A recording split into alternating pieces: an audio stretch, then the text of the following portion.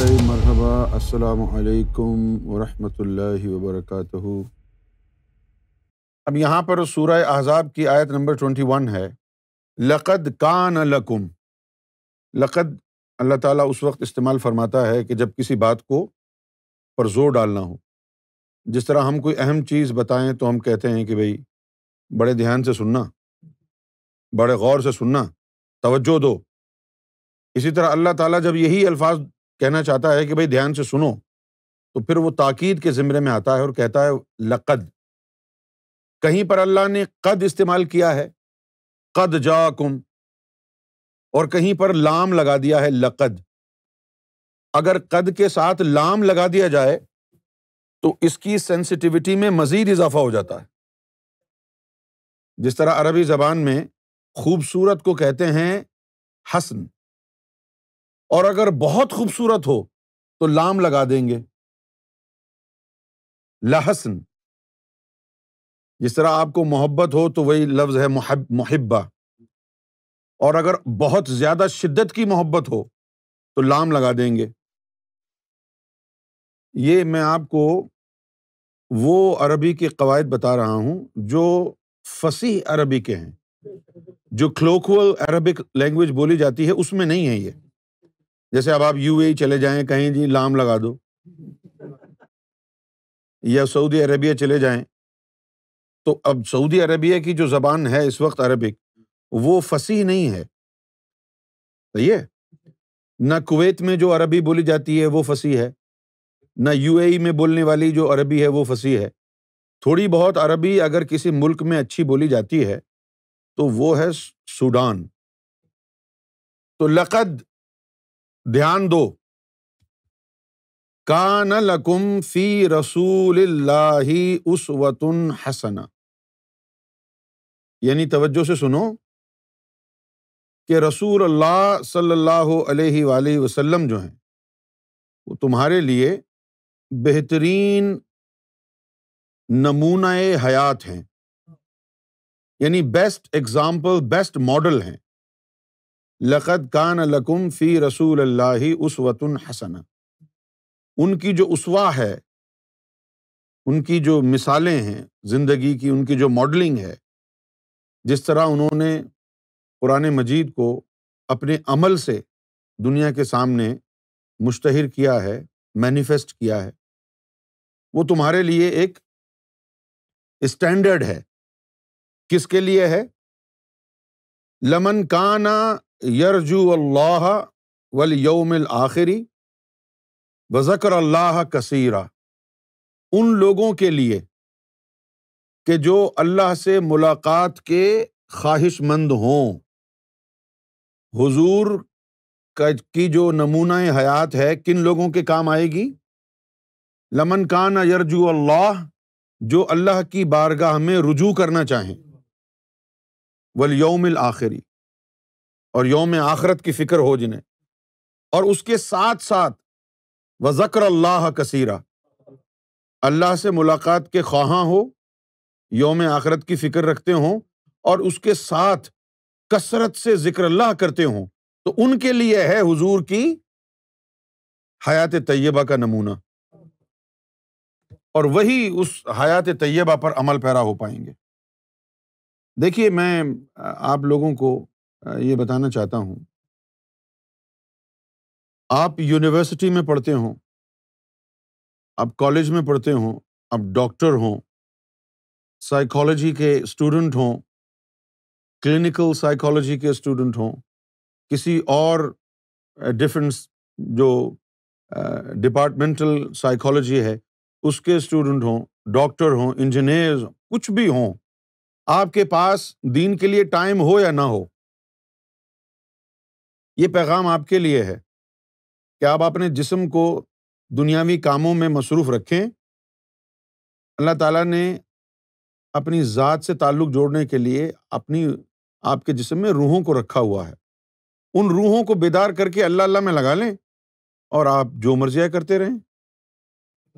جس طرح سلطان باہو نے کہا کہ ہتھ کار ول دل یار ول، دست بکار دل بیار، کہ ہاتھ کام کاج میں ہے اور دل یار کے ساتھ مصروف ہے۔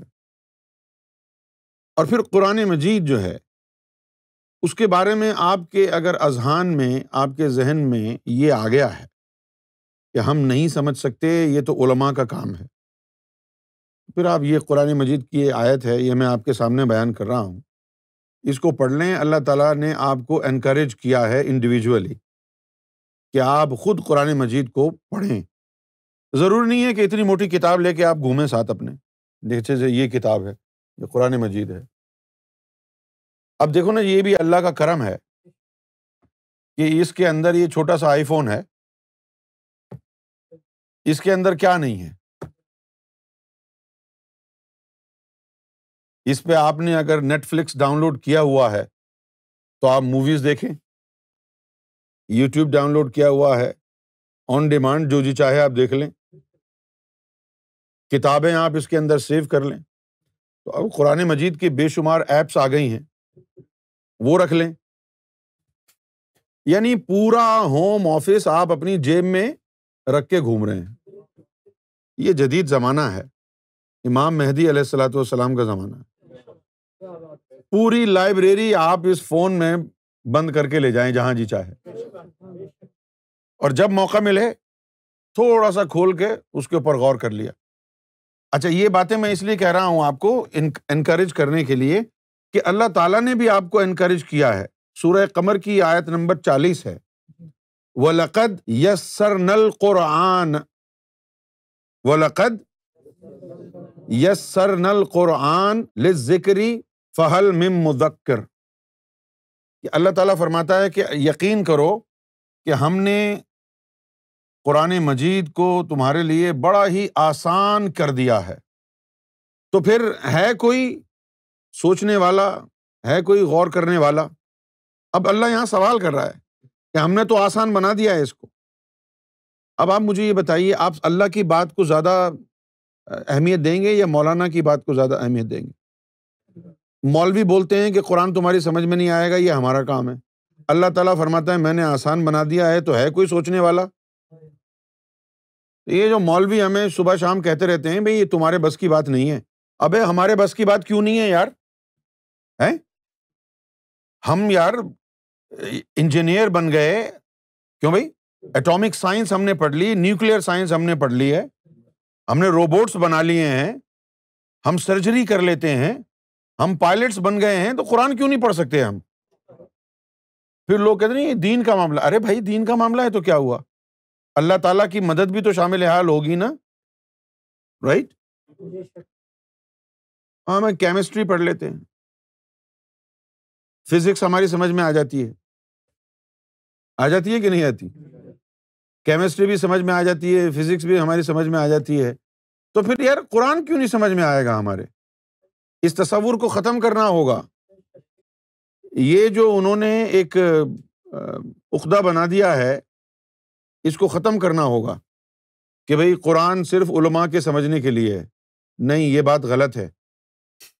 قرآن مجید جو ہے وہ اللہ، اس کا عنوان انسان ہے۔ تو میں آپ تمام لوگوں سے درخواست کروں گا کہ جب بھی آپ کے پاس وقت ہو، اپنا کوئی روٹین چینج نہ کریں، 10-15 منٹ، آدھا گھنٹہ، جب بھی موقع ملے، ہفتے میں 1 دفعہ 2 دفعہ نکال لیں، قرآن کی ایپ کھول لیں، ایسے ہی جسٹ کیپ براؤزنگ، کوئی نہ کوئی اہم چیز سامنے آ جائے گی آپ کے، پھر آپ اس کو سمجھنے کی کوشش کریں۔ اسی طرح دن گزرتے جائیں گے، خود بخود جو ہے آپ کی معلومات میں اضافہ ہوتا جائے گا، آپ کے ایمان کا حصہ بنتا جائے گا۔ پھر ایسا بھی ہوگا کہ آپ قرآن مجید پڑھ رہے ہیں اور بہت سی باتوں پر آپ اٹک گئے، آپ کو سمجھ میں نہیں آیا، اور پھر آپ نے کیا کیا؟ آپ نے کہا سرکار گوھر شاہی میری مدد فرمائیں۔ تو ہو سکتا ہے کہ سرکار گوھر شاہی کی بارگاہ سے اس آیت کی پوری مکمل تشریح آپ کے قلب پر القاء ہو جائے۔ اچھا، قرآن مجید کے لیے ایک چیز میں یہ بھی بتا دوں آپ کو کہ یہ ہے سورہ واقعہ کی 3 آیات ہیں، آیا نمبر 77، 78، 79۔ تو اس میں اللہ تعالیٰ نے ارشاد فرمایا ہے کہ انہ لقرآن کریم فی کتاب مکنون، کہ یہ جو قرآن مجید جو ہے نا، یہ پوشیدہ کتاب میں ہے، فی کتاب مکنون۔ اچھا، یہ تو میں نے ترجمہ آپ کو بتایا ہے۔ اب ایک عربی دان ہونے کی حیثیت سے اگر کوئی اس کو پڑھے گا تو کتاب کا مطلب کتاب نہیں پڑھتا وہ، ٹھیک ہے نا؟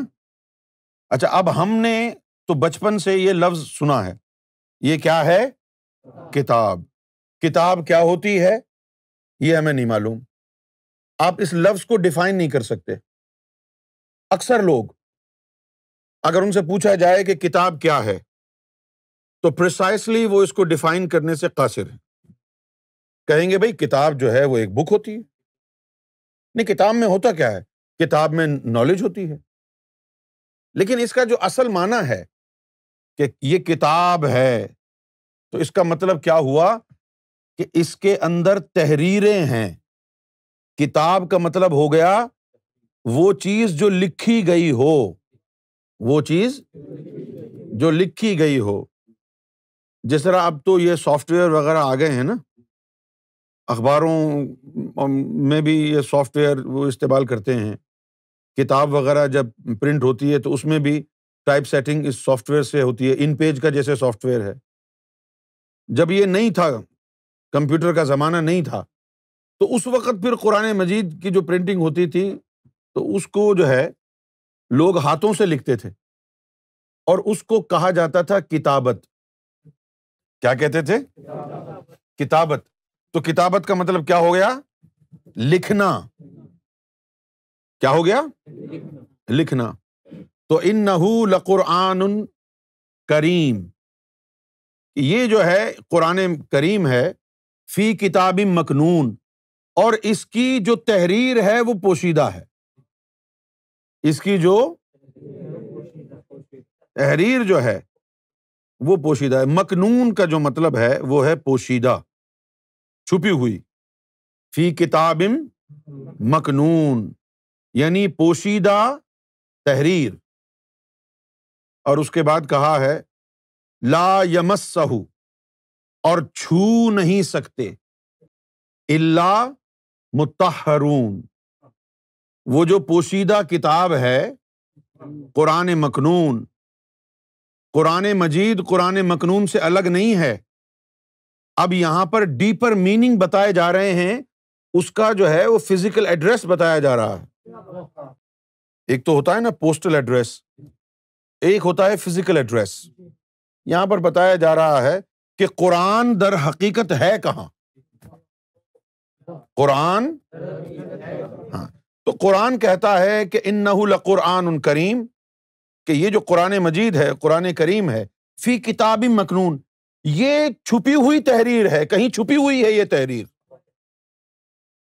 ارے یار، ہمارے پاس تو ہے یہ تحریر، یہ رہی، لیکن اس تحریر میں لکھا ہوا ہے کہ قرآن مجید کہیں چھپا ہوا لکھا ہے۔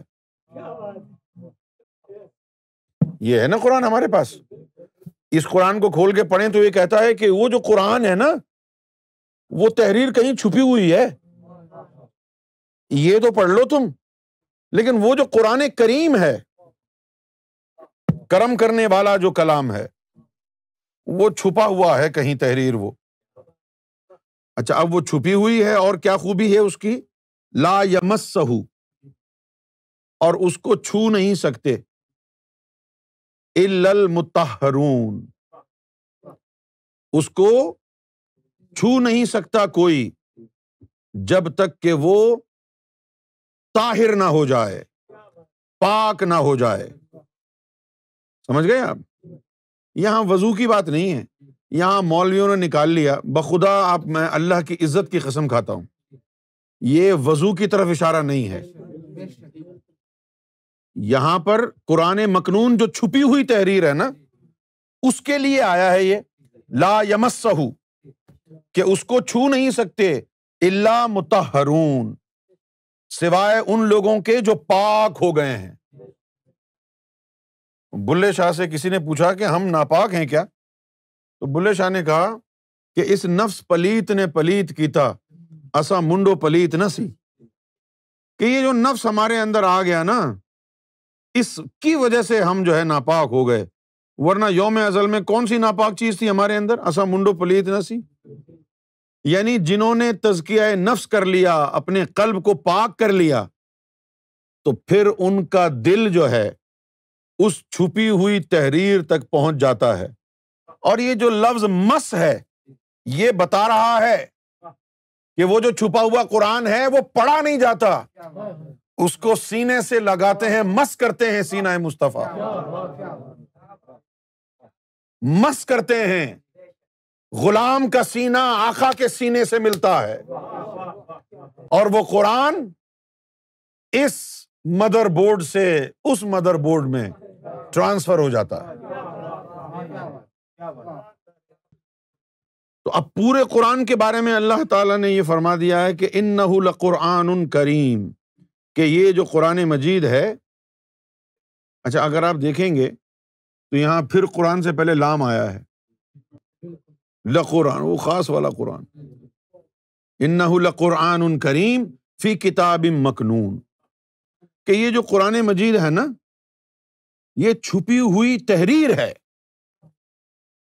It's a hidden collection of writings, یہ چھپی ہوئی تحریر ہے، لا یمسہ، اور اس کو ٹچ ہی نہیں کر پائیں گے، الا مطہرون، until you purify yourself, جب تک تم اپنے آپ کو پیوریفائی نہیں کرو گے اس وقت تک تم چھو نہیں پاؤ گے۔ تو معلوم ہوا کہ یہ جو قرآن چھپا ہوا ہے نا، اس کو پڑھا نہیں جاتا ہے،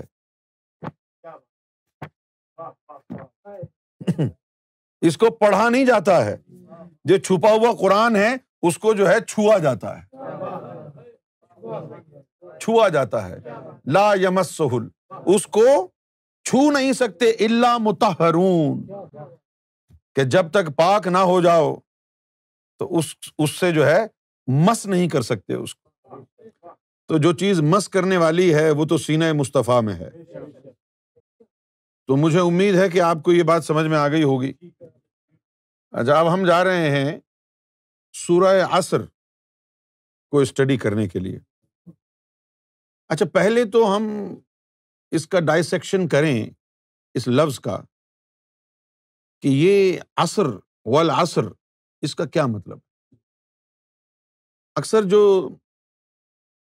تراجم ہیں اس کے، اس میں لکھا ہے زمانہ، زمانے کی قسم، لیکن ہمیں جو تعلیم ملی ہے باطنی طور پر، اس میں اس کی تھوڑی سی مختلف تشریح ہے۔ اب وہ تشریح کیا ہے وہ میں آپ کو بتاتا ہوں۔ جب بچہ چھوٹا ہوتا ہے تو اس بچے کو بڑا شوق ہوتا ہے کہ جلدی سے بڑا ہو جائے۔ بچے کو بڑا شوق ہوتا ہے کہ جلدی جلدی جو ہے نا وہ بڑا ہو جائے۔ ہر سال جو ہے وہ کہتا ہے کہ اب میں 5 سال کا ہو گیا، اب میں 6 سال کا ہو گیا، میں 7 سال کا ہو گیا۔ تو جب ہم چھوٹے بچے ہوتے ہیں تو ہمارا جی چاہتا ہے کہ ہم جلدی سے بڑے ہو جائیں۔ اس کے بعد پھر جو ہے 18 سال کے ہوئے، 20 سال کے ہوئے، 18-20 سال کے ہوتے ہیں تو اتنے زیادہ بزی ہو جاتے ہیں کہ کچھ یاد ہی نہیں رہتا، اور دیکھتے ہی دیکھتے جو ہے وہ 30 سال کے ہو جاتے ہیں، دیکھتے ہی دیکھتے 30 سال کے ہو جاتے ہیں، اور پلک جھپکتے میں 40 سال کے ہو گئے، پھر 50 سال کے ہو گئے، 60 سال کے ہو گئے۔ پھر جب گھٹنوں میں درد ہونے لگتا ہے، بال سفید ہو جاتے ہیں، تو یقین ہی نہیں آتا کہ میں بڈھا ہو گیا ہوں۔ اب یقین کریں، 50 سال کا بھی ہو جائے آدمی تو وہ سمجھتا ہے کہ اس کو برا لگتا ہے اگر کوئی اس کو کہہ دے نا انکل، بڑا برا لگتا ہے۔ ایک دفعہ ہم پچھلے سال یا اس سے پچھلے سال کرکٹ کھیل رہے تھے، تو ایک لڑکا جو ہے وہ بال کرا رہا تھا، تو اس نے مجھے کہا کہ انکل اب مجھے چھکا ماریں، تو مجھے بڑا غصہ آیا یار، میں نے کہا ادھر آؤ، میں بھوتنی کے میں تمہیں انکل لگتا ہوں؟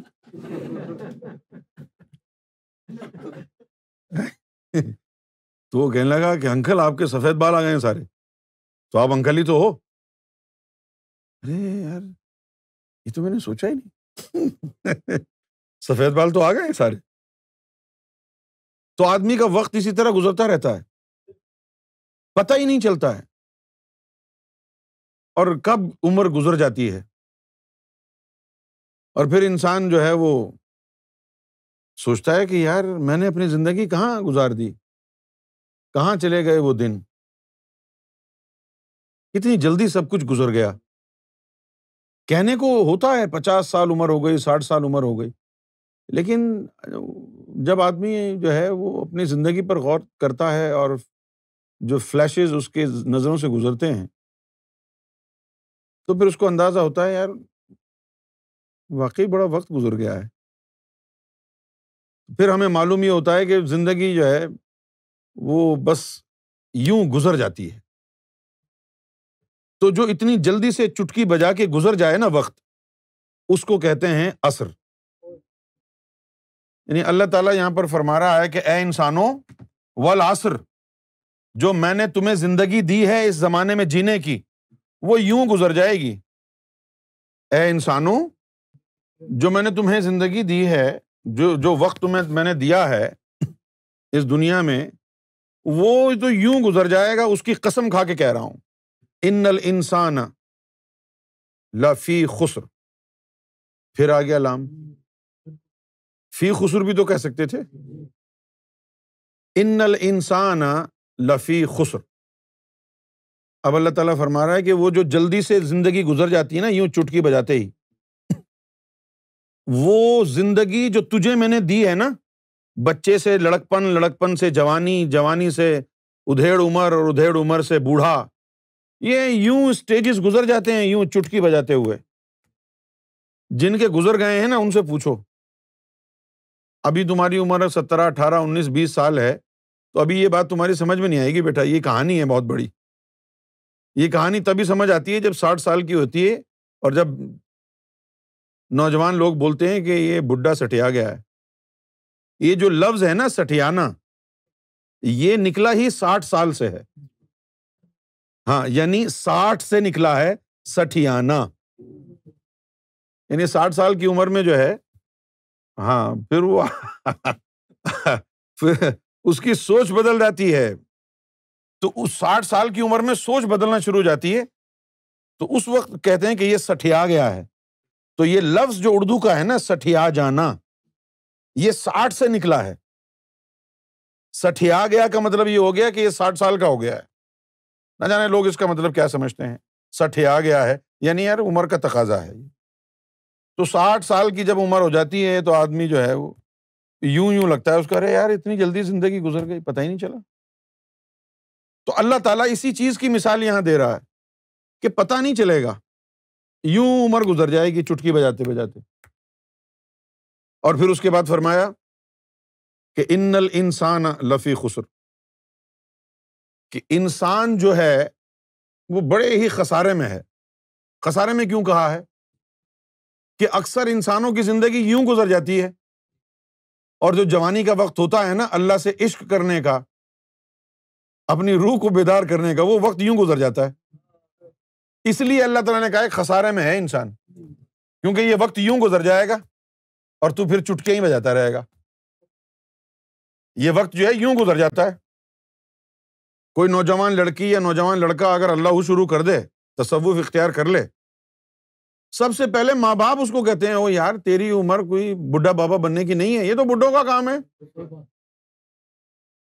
کوئی نوجوان لڑکا یا کوئی نوجوان لڑکی اگر تصوف میں انٹرسٹ لے، وہ اللہ شروع کر دے، تو گھر والے، رشتہ دار، ادھر ادھر کے لوگ بولتے ہیں ابے یہ کہاں لگ گیا ہے، یہ تو بڈھوں کا کام ہے، ابھی تو بڑی عمر پڑی ہے تیری، بعد میں کر لینا اللہ اللہ، ابھی کوئی جاب کر، شادی کرنی ہے تیری۔ تو یہ آدمی پھر شادی میں لگ جائے، بچوں میں لگ جائے، پھر بچوں کو پرورش میں لگ جاتا ہے آدمی۔ اب دیکھیں نا کہ اگر اچھی ایجوکیشن آپ نے حاصل کرنی ہو، یعنی آپ نے ماسٹرز کر لیا، ماسٹرز کرنے کے بعد کیڑا کاٹتا ہے کہ اب پی ایچ ڈی بھی کر ہی ڈالو۔ ہر انسان کے اندر ایک انسیکٹ ہوتا ہے دماغ میں، کسی کا دماغ تھوڑا کاٹتا ہے، وہ کسی کا پورا چاٹ لیتا ہے، تو وہ اس میں لگ جاتا ہے۔ بہت سے لوگوں کو خپت ہوتا ہے پڑھنے کا، کیا ہوتا ہے؟ خپت۔ چلو جی یہ بھی پڑھ لیا، وہ بھی پڑھ لیا، یہ بھی کئی ماسٹرز کر لیتے ہیں، کئی ماسٹرز کر لیتے ہیں، اس کے بعد پھر پی ایچ ڈی کر لیتے ہیں۔ پی ایچ ڈی کرنے کے بعد زندگی ختم ہو جاتی ہے ان کی، اینک لگا کے کونے میں بیٹھے رہتے ہیں چرسی موالی کی طرح۔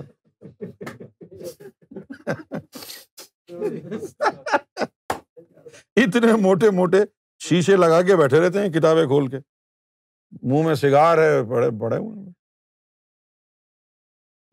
پھر بولیں گے بیگم ذرا چائے تو لانا، چائے رکھی ہوئی ہے دھیان ہی نہیں گیا، 4 گھنٹے بعد کہتے اما 4 گھنٹے پہلے چائے کا کہا تھا، چائے نہیں لائی ہو ابھی تک، کم بخت ماری کہاں چلی گئی ہے؟ وہ آگے کہے گی چائے تو سامنے رکھی، اچھا تم نے بتایا کیوں نہیں؟ تم نے بتایا نہیں کہ چائے رکھ کے چلی گئی ہو؟ یہ ندیم اور فرزانے کی سٹوری ہے۔ تو اس میں لگ جاتا ہے انسان۔ پھر بچے ہو گئے، پھر بچوں کی پرورش کرنا ہے، بس اسی چکر میں لگا رہتا ہے اور زندگی یوں گزر جاتی ہے۔ تو اللہ تعالیٰ جو کہہ رہا ہے نا کہ خسارے میں ہو، وہ خسارہ یہی ہے کہ تم سمجھ رہے ہو کہ تم نے پتہ نہیں کتنی زمانوں تک اس دنیا میں رہنا ہے۔ انسان کا یہی خیال ہوتا ہے کہ ارے ابھی تو بڑی لمبی عمر پڑی ہوئی ہے نا، اور یہ جو عمر ہے یہاں کی، یہ یوں چٹکی بجاتے ہوئے گزر جاتی ہے۔ اب ہائی اسکول سے نکل کے کالج میں چلے گئے، کالج سے نکل کے یونیورسٹی میں چلے گئے، یونیورسٹی سے نکل کے پھر آپ جاب پہ چلے گئے، پھر جاب اسٹیبلش ہو گئی تو پھر شادی میں لگ گئے، صحیح ہے نا؟ وہ شادی میں لگ گئے تو پھر بچے ہو گئے، پھر بچوں میں لگ گئے، پھر بچوں کے جوان ہونے کا انتظار کیا، بچے تو جوان ہو گئے، آپ بوڑھے ہو گئے، زندگی اسی طرح گزر جاتی۔ تو یہاں پر اللہ تعالیٰ فرما رہا ہے کہ ان الانسان لفی خسر، کہ تم تحقیق ہے کہ انسان خسارے میں ہے۔ خسارہ کس بات کا ہے؟ خسارہ اس بات کا ہے کہ جو اتنا قیمتی وقت اس کی زندگی کا اس کو دیا ہے، وہ یوں گزر جائے گا، اس کو سمجھ میں نہیں آئے گا کہ وہ آیا دنیا میں کیوں ہے، یوں گزر جائے گا وقت۔ وہ ان الانسان لفی خسر، خسارہ ہی ہے اس کو۔ خسارہ کیا ہے؟ کہ اس نے تو اپنے روحوں کو بیدار کرنا تھا، کچھ بھی نہیں کیا، ایسی چلی گئی وہ۔ اس کے بعد فرمایا اب ایگزمپشن آ گیا، الا الذین آمنوا۔ اب اس خسارے میں کون نہیں ہے؟ جو مومن بن گئے، الا الذین آمنوا وعملوا الصالحات، وعملوا الصالحات۔ میں نے پوچھا کہ عمل صالح کیا ہے؟ تو فرمایا کہ ہر وہ عمل صالح ہے جس سے نور بن کے قلب میں چلا جائے، جس عمل سے نور بن کے قلب میں چلا جائے وہ عمل صالح ہے۔ کہ ایمان والے ہو گئے، دل میں نور آ گیا، اب اس دل کی پرورش کرنے والے اعمال عمل صالح ہوں گے، عمل صالح۔ تو الا الذین آمنوا وعملوا الصالحات، اس خسارے سے اور یہ جو ایک پوٹینشیل تھریٹ ہے انسان کے اوپر کہ یوں زندگی گزر جائے گی، ایگزمپشن ان کو ہے اس خسارے سے کہ جن کے دلوں میں ایمان داخل ہو گیا، جن کے قلب پاک اور صاف ہو گئے۔ اب یہاں پر یہ تصور جو ہے اس کو واضح کرنا ہے۔ عام لوگوں کا خیال یہ ہے کہ مومن ہم کیسے بن سکتے ہیں؟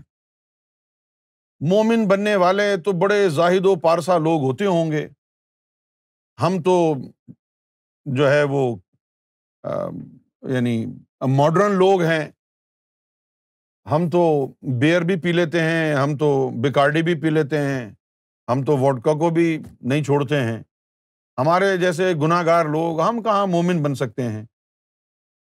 کیونکہ مومن کی تشریحات جو مولویوں نے بتائی ہیں وہ ایسی ہیں کہ گناہگار آدمی جو بالکل دنیاوی زندگی میں لگا ہوا ہو، اگر اس کے دل میں کبھی مومن بننے کا خیال بھی آئے تو وہ کہے یار یہ تو بڑا مشکل کام ہے، امامہ باندھو، داڑھی رکھو، 5 وقت کی نماز پڑھو، یہ کرو، شریعت پر عمل پیرا ہو، یعنی پوری دنیا سے کٹ جاؤں گا میں تو چلو اللہ ویسے ہی معاف کر دے گا، ماں باپ کی خدمت کر لیتا ہوں، مومن بننا تو بڑا مشکل کام ہے۔ یہ تصور غلط ہے، یہ تصور کیا ہے؟ غلط ہے۔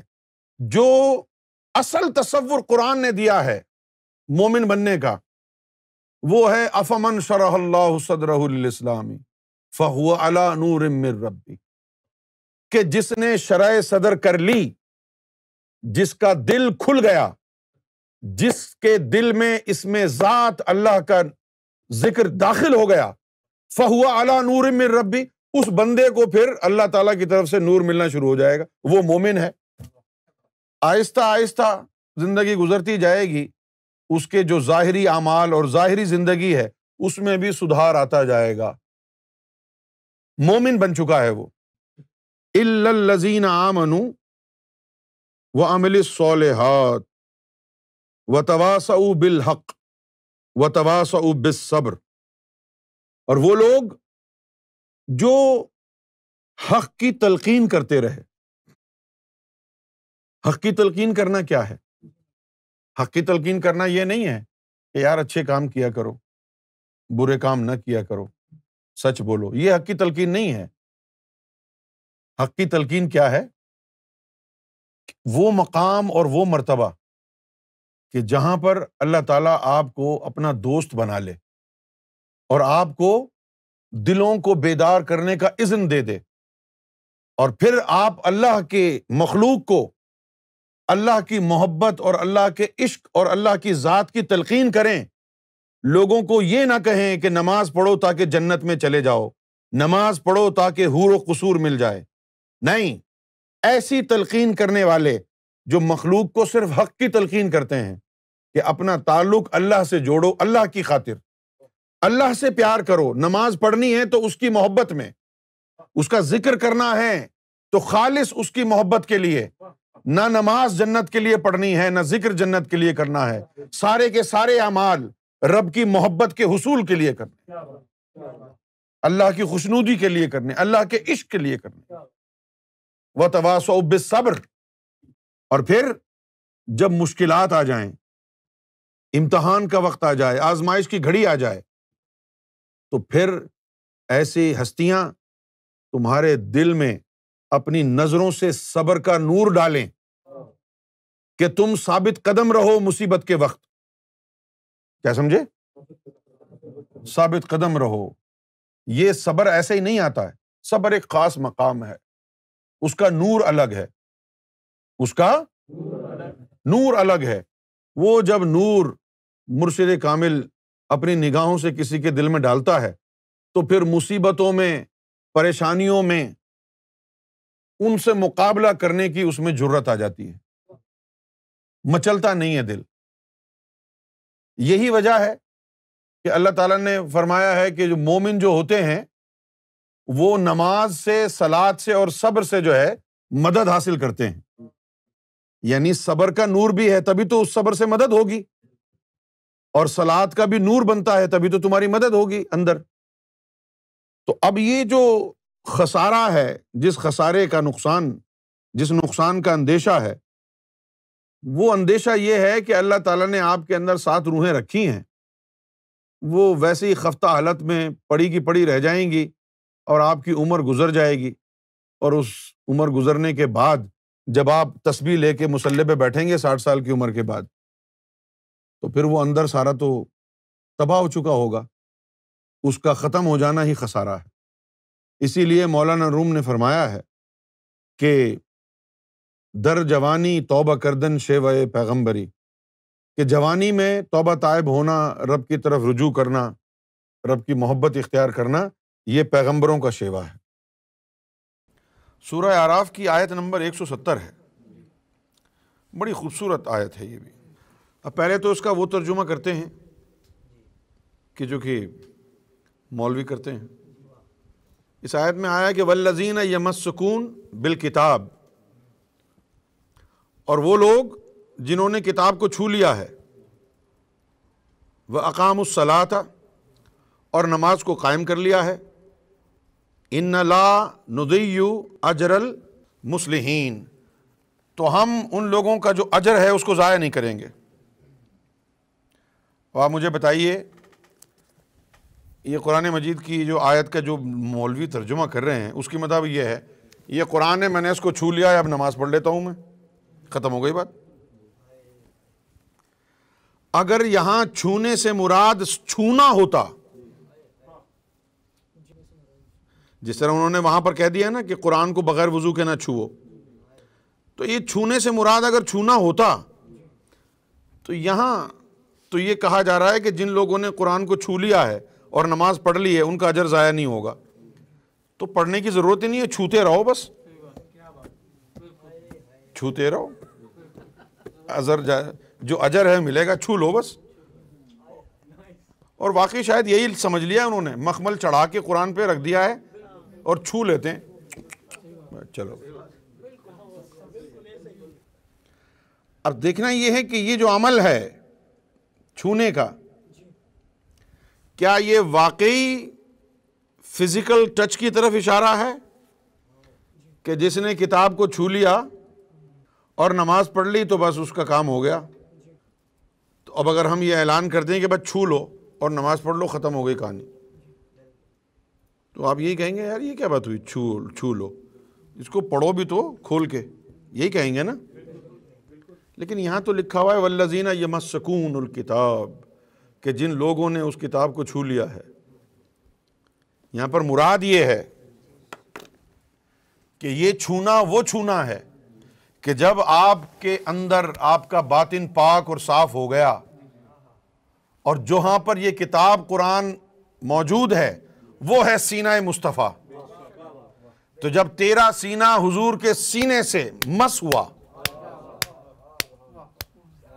والذین یمسکون الکتاب، جو تحریر سینہ مصطفیٰ پہ درج ہے، جو لوگ سینہ مصطفیٰ کی پہنچ گئے اور سینہ بسینہ معانقہ ہو گیا، اور وہاں جو قرآن موجود ہے وہ اس سینے میں داخل ہو گیا، اور پھر انہوں نے صلاۃ بھی قائم کر لی، ان کا اجر ضائع نہیں ہوگا، بھلے کتنے گناہ کرتے رہیں، ان کا اجر ضائع نہیں ہوگا۔ یہ ایک خوبصورت سی آیت تھی جو میں نے سوچا کہ آپ کے سامنے بیان کر دوں۔ سورہ نحل کی آیت نمبر 128 ہے، آیت نمبر 128۔ یہاں دیکھیں کتنی خوبصورت بات جو ہے، بڑی فصاحت و بلاغت اور زبان سلیس میں اللہ رب العزت نے بیان کر دی ہے۔ شاید اسی طرح کی آیات کو آیات بینات کہا جاتا ہے۔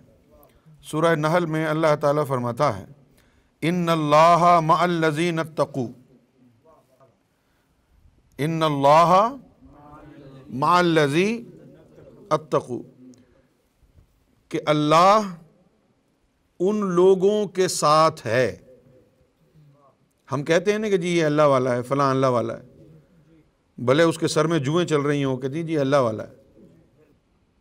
یہ جو پاکستان میں، ہندوستان میں آپ کو ایسے ہزاروں پیر نظر آئیں گے جو دعویٰ کرتے ہیں کہ وہ اللہ والے ہیں، ٹھیک ہے نا؟ لیکن قرآن مجید کیا کہہ رہا ہے؟ ان اللہ مع الذین اتقوا، کہ اللہ تعالیٰ ان لوگوں کے ساتھ ہے جو پاک ہو گئے۔ اللہ کن کے ساتھ ہے؟ ہاں، ان اللہ مع الذین اتقوا، ٹھیک ہے؟ اور اس کے بعد فرمایا کہ والذین ہم محسنون، وہ لوگ جو محسن ہو گئے۔ ایک تو ہوتا ہے مومن، تو مومن کون ہے؟ صاحب ایمان۔ حدیث جبریل میں آیا کہ آخری درجہ جو ہے اسلام کا وہ ہے درجہ احسان، تو جو درجہ ایمان پر فائز ہو گیا ہے وہ تو ہے مومن، اور جو درجہ احسان پر فائز ہو گیا وہ ہے محسن۔ اور درجہ احسان کیا ہے؟ حدیث جبریل کے مطابق کہ جب تو عبادت کرے تو دوران عبادت تجھے اللہ کا دیدار نصیب ہو۔ یعنی وہ لوگ جب نماز پڑھیں، عبادت کریں، سجدے میں جائیں تو اللہ کا جلوہ انہیں نظر آئے۔ جو عبادت میں اللہ کو دیکھ لیں وہ ہیں محسن۔ جو عبادت کریں تو اللہ کا دیدار ہو جائے وہ محسن ہے۔ اور اللہ تعالیٰ نے ان کے لیے مزید فرمایا ہے کہ ان اللہ قریب من المحسنین، کہ اے لوگو اگر مجھے ڈھونڈ رہے ہو تو آسانی کیے دیتا ہوں، تمہاری تلاش میں، تمہاری مہم میں آسانی کیے دیتا ہوں۔ کیا آسانی؟ کہ ان اللہ قریب من المحسنین، کہ میں محسنین کے قریب ہوں، وہاں ڈھونڈو جا کے۔ میں محسنین کے قرب میں ہوں، وہاں ڈھونڈو۔ کون ہے محسن؟ داتا علی حجویری، بابا فرید، سلطان حق باہو، خواجہ غریب النواز، سیدنا غوث اعظم رضی اللہ تعالی عنہ، لال شہباز قلندر، گوہر شاہی۔ اللہ کے پاس جانا ہے تو اللہ فرماتا ہے کہ میں تو محسنین کے قرب میں ہوں۔ اگر کوئی ایسی ہستی جو درجہ احسان پر فائز ہو، اس کے دور میں تم نے آنکھیں کھولی ہیں، تو اب تمہارے لیے اللہ کو ڈھونڈنا تو بڑا ہی آسان ہو گیا۔ اس ذات کے پاس چلے جاؤ۔ کس کے پاس؟ جو درجہ احسان پر موجود ہے۔ جو سجدے میں جاتی ہے ذات تو اللہ کا دیدار کرتی ہے۔ جب وہ سجدے میں جائے اور کہے کہ سبحان ربی العالی، تو اللہ تعالیٰ اس کا جواب دیتا ہے لبیک یا عبدی، کہ اے بندے میں بھی حاضر ہوں۔ الصلاۃ معراج المؤمنین، وہ ہستیاں کہ جن کی نماز میں ہی معراج کا مزہ جنہیں مل جاتا ہے۔ اللہ کو ڈھونڈنا ہو تو کہاں ڈھونڈیں؟ محسنین کے قرب میں ہے اللہ۔ اور یہاں اس آیت میں بھی یہی بات فرمائی ہے اللہ نے۔ یہاں کیا فرمایا ہے کہ ان اللہ مع الذین اتقوا والذین هم محسنون، کہ اللہ تعالیٰ ان کے ساتھ ہے جو پاک ہو گئے ہیں اور اپنی عبادتوں میں مجھے دیکھتے ہیں۔ میں ان کے ساتھ ہوں جو پاک ہو گئے ہیں اور اپنی عبادتوں میں مجھے دیکھتے ہیں۔ ان اللہ قریب من المحسنین، کہ اللہ تو محسنین کے قرب میں ہے۔ اب اگر آپ نے اللہ کو ڈھونڈنا ہو تو کہاں جائیں گے آپ؟ محسنین۔ ایسا ڈھونڈنا ہے ہمیں کہ جو اللہ کو دیکھتا ہو۔ ایسا کوئی ہم نے مرد قلندر ڈھونڈنا ہے کہ جو اللہ کو دیکھتا ہو، درجہ احسان پر ہو، پھر اس کے پاس جا کے ہمیں اللہ مل جائے گا۔ سمجھ گئے آپ؟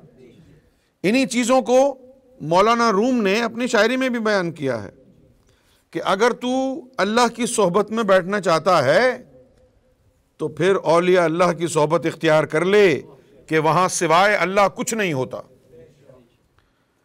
تو یہ آیت میں نے سوچا کہ لگے ہاتھوں آپ کے گوشے گزار کر دوں، شاید کچھ سمجھ میں آئے۔ روحانیت